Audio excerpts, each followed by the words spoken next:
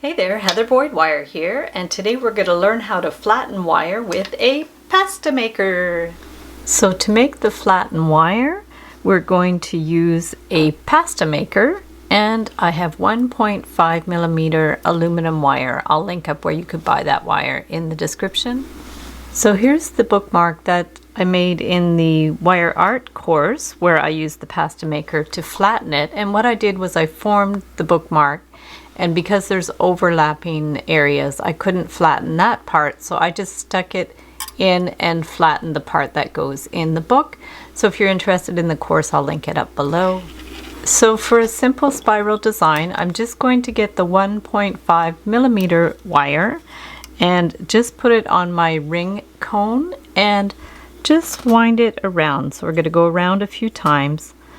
And if you're making earrings, you just want to make sure you position it in the same place for each earring and that you wind it around about the same amount of time. So what I would do here is I'm just going to clip this end and then clip this end. And like I said, for the earrings, you could just do this stage at the same time so they're the same size. And to pull the spiral in, we're just going to hold the end with the round pliers. Bring it in, okay, and then just gradually move it towards the inside. I do have other tutorials on how to make spirals, but this is the general idea. You do it on a cone and then just bring it to the inside. If your pliers are too big, you can just get some smaller pliers. Now we do want to leave a little bit of space because when it gets flattened, they're going to get pushed in together. So when you have it about the size you want, good distance between the lines, then we're going to make a loop at the top to hang the earring hook or a jump ring if you're putting it on a necklace. So we're going to bring that around here, cut the end, and then we want to press it in so it's actually flush on there. Okay, so here's our basic spiral. You could do any shape you want. You could do a triangle, anything. So now we have the pasta maker. Here's the handle, and the first thing we're going to do is set it. So we want to start by setting it at 4 because any tighter it's not going to go through. So we're going to start at 4. We're going to place it here, and then we're going to you could clamp this to the table, but this table doesn't have access to clamp it. So I'm just going to hold it, the pasta maker down, and push it through. So it's gone through one time, and then we can tighten it up, put it up to 5. Okay, and then same thing, we're going to put it in through there. And then what I found was 5 was sort of the max. Like any tighter than that, depending on your wire, it's not going to go through very well. So 5 is sort of the max. You can just fix it up. You could get your pliers, fix it up a little bit. So for a shape, I found that 5 is about the max. So, and it's nice because rather than hammering, it makes a nice smooth finish. But if you do want to go tighter than that, just to make some flat wire, you can do that too. So we'll put it back to 4. Okay, we'll put it back to number 4. And I'm going to cut a piece of wire, not too long, just a straight piece. So now we're going to straighten it out. Get it as straight as you can. If I had a cloth, it would be better. So we're going to just put it in at 4.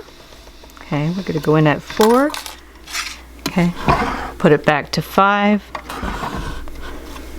and it got a little curled up. That's why you really have to start with a straight wire, and then we're going to put it again in at 5. Push it down if you have to a little bit. Hold the pasta maker down because as it gets tighter, it's going to get harder to do. And now we're going to put it at 6. So this one is at 6. Same thing, hold the pasta maker. At some point you're going to find it's going to get too thin and the wire actually gets a little duller as you push it through. So let's try one more time. We're going to go to 7. Okay, And there's lots of tutorials for flat wire jewelry online. You could do rings, you can do pendants. So we'll try something after this just to see how it goes. So now if you want to try to make something with the flat wire, you could just clip the end. Let's try to make a little spiral. So we'll do the same thing we did before. We'll hold it on the ring cone. We're going to bring it around, okay, just a few times. And this is going to look differently because the flat part won't be straight on. And now we're going to clip the end.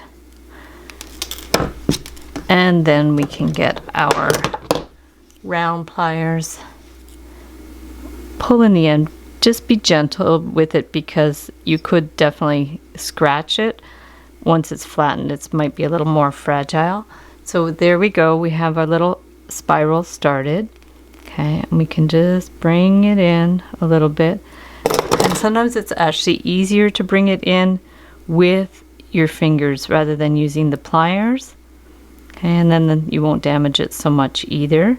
So this is kind of funky too, just like a flat kind of spiral. It's a little more fragile. You might want to reinforce it at the top with a little wire or something, but just to show you how it looks, we're going to bring this down here. And then we're going to cut the end. And then we'll just bring it in.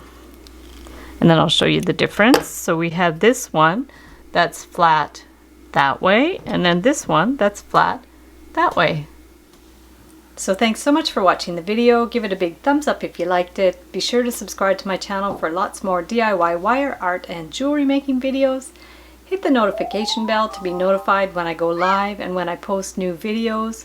And if you'd like to share photos of your work, be sure to join the Facebook group, the Wire Art and Jewelry Makers Club, where we share photos of our work and lots of inspiration.